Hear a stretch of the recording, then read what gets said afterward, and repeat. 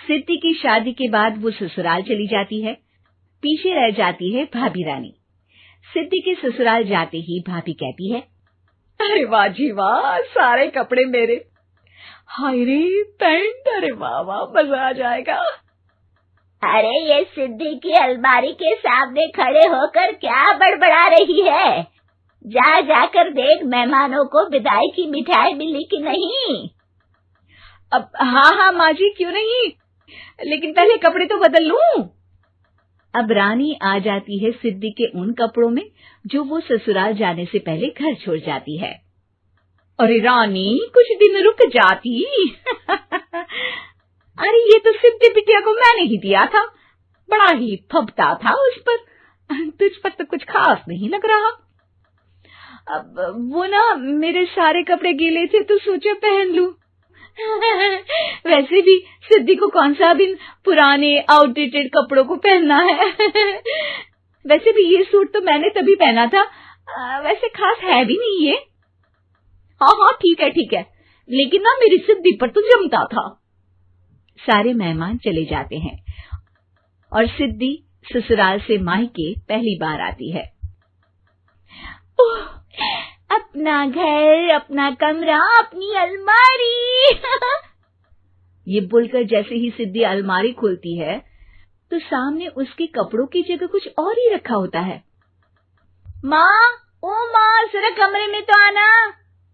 सास और रानी वहां पहुंच जाते हैं। रानी ने पहनी होती है सिद्धि की जींस और टी शर्ट। अरे भाभी, ये क्या? ये तो मेरी बड़ी ही महंगी टी शर्ट है, इसे आपने घर में क्यों पहनी है?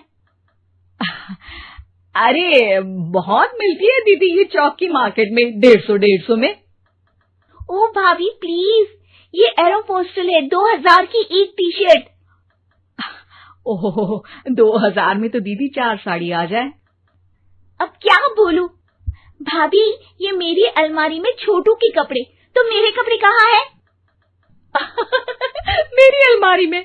अब दीदी आपको कौन से पुराने कपड़े पहनने थे? माना भाभी, लेकिन मैं जब घर आती तो यही सब पहनती ना।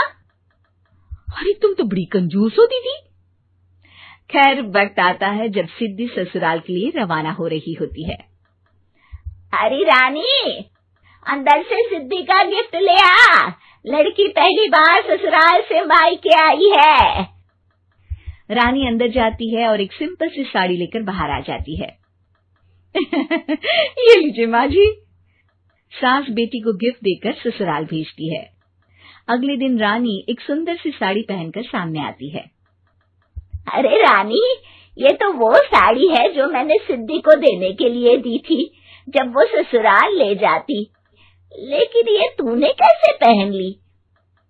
अरे माँ जी, ये साड़ी तो मुझे बहुत पहले से ही पसंद थी, लेकिन चिंता ना करिए, मैंने सिद्धि के लिए भी अच्छी सी साड़ी दी है। हाँ। तभी सिद्धि का फोन आता है। क्या माँ, कुछ अच्छा तो दिया होता ससुराल ले जाने के लिए। अरे पहले दिखा दिया होता। यूं चमकते हुए पैकेट में नौकरानी वाली साड़ी मत दिया करो माँ। अरे बेटे, वो तेरी भाभी ने ना गलती से उससे पैकेट बदल गया। हाँ, मैं कल ही तेरे भाई के हाथ से तेरा वाला पैकेट भेज दूंगी। अरे रहने दो माँ, आई एम श्योर भाभी ने अभी वही साड़ी पहनी होगी जो तुमने मेरे लिए रखी थी। तुम तो समझ नहीं पाई उनको। खैर छोड़ो, मैं ज्यादा बोलती अच्छी नहीं लगती, रहने दो, आपको उन्हीं के साथ रहना है, फिर बात करेंगे।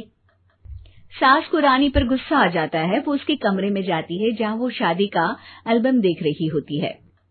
रानी, मार्केट जाकर एक ऐसी ही साड़ी लेकर आ, कल प्रतीक जाकर सिद्धि के घर दे आएगा।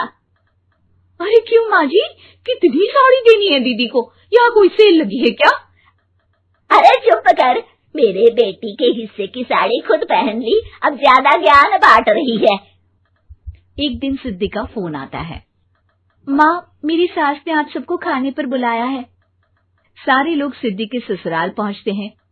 खाना खाकर वो लोग निकल रहे होते हैं कि सिद्धि की सास सभी को गिफ्ट देती है। अरे बहन जी, बेटी के घर का खाना खा लिया, यही बहुत है जो आप ऊपर से गिफ्ट भी दे रही है। अरे बहन जी, आप भी कहाँ इन बातों पर विश्वास कर रही हैं। सास सभी को गिफ्ट देती है, लेकिन रानी को जो साड़ी देती है वो अजीब सी हरे रंग की लाल रंग की बड़ी छाप वाली होती है। अरे छी, ये कौन पहनेगा? सासू माँ को तो जरी वाली इतनी सुंदर, और मेरे लिए ये नौकरानी वाली। अरे भाभी, दरअसल मैं जब भी घर आती थी आप वापसी में ऐसी ही साड़ी देती थी ना, तो माँ ने सोचा कि आपको आपकी पसंद की ही साड़ी क्यों ना दी जाए। बेचारी रानी, बोलती भी तो क्या। सिद्धि और सास रानी का चेहरा देखकर हंसने लगती है, तो रानी समझ जाती है कि अपने ही बिछाए जाल में वो फंस चुकी है।